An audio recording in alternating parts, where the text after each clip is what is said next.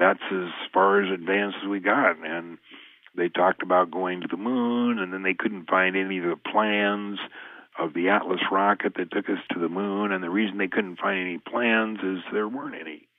We never did go to the moon. So the Atlas rocket did exist, but it didn't take us to the moon. There's also the story about the 700 missing tapes, masters of us on the moon, and those things are missing.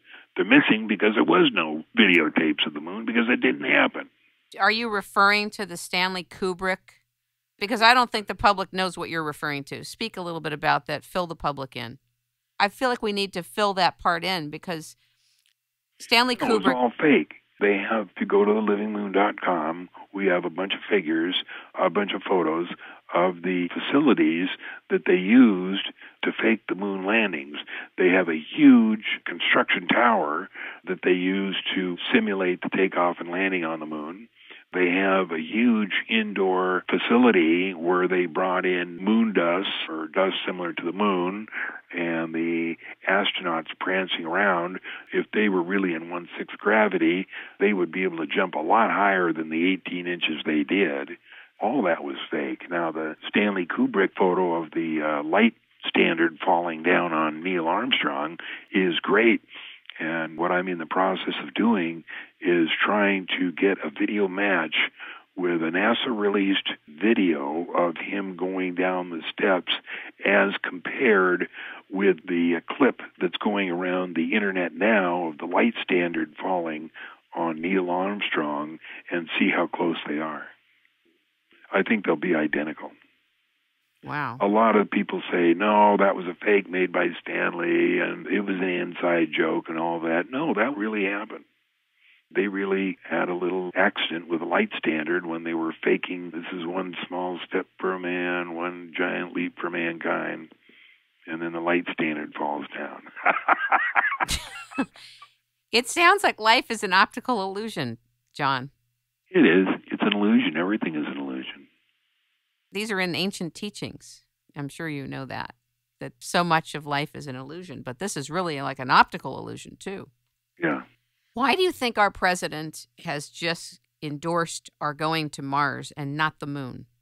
Well, first of all, we can't get to the moon because of this Van Allen belt. And so now they can delay it about 5 or 10 years while we dream up a way to go to Mars, which we can't get to. Now, I've heard that we do have people on the moon and Mars, but I'm not sure I believe it. I don't have any way of proving it this way or that way. But we're certainly going to do away with the moon idea, because I don't think we're wanted there or really have any business there.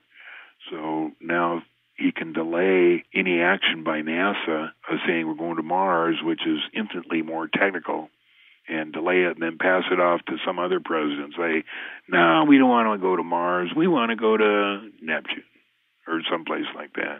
Because there's been this recent development and preoccupation with Mars. I was like, what is the preoccupation? What is it?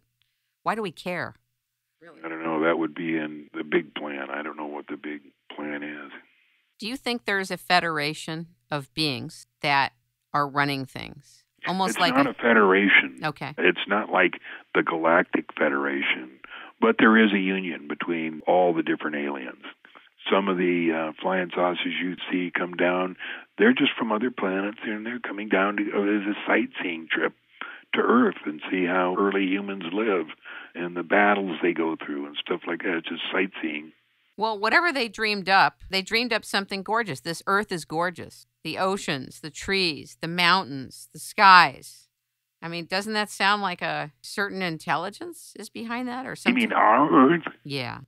There's 1 billion times 1 billion Earths similar, if not identical, to ours. Some of the people that live there are more advanced than us. Some are less advanced than us. But there's billions of them. 1 billion times 1 billion.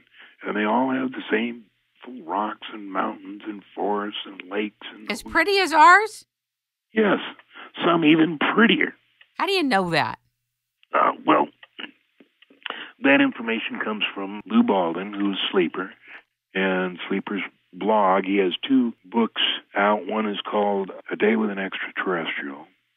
The other one he wrote is about what they did with the saucers that they recovered at Roswell, and it's a fascinating book.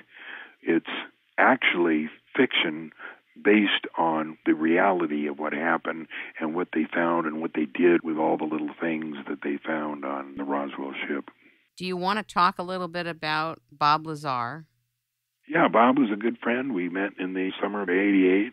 When we met, he had worked at Los Alamos National Laboratories for some time. He was a scientist. He had a top-secret clearance, and he and a friend, Gene Huff, and I would talk about flying saucers, and Bob Lazar would roll his eyes, saying, "It's not true. I would have known about it. There's no possibility there's anything like flying saucers." And after about 4 months, we convinced him that there might be. So he got a job up at Area 51 because he knew Dr. Teller. First night he got back from Area 51, he came into my room and my den, and I'm writing checks and everything. He says, "I saw a disc today." And I said, "Theirs or ours?" He said, "Theirs." And I said, "You went to Groom Lake?" He said, "Yeah."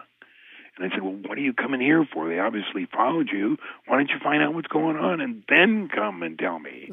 He said, "John, you've taken so much crap over this that I wanted to tell you it's true. I saw it. I touched it. I was in it. It's real." That was about it. He didn't get in trouble for telling you that? Yeah, eventually. We went out on March 22nd, 1989 to see one of the test flights, and we watched the flying saucers flying around. That was on a Wednesday, and then because they would test every Wednesday.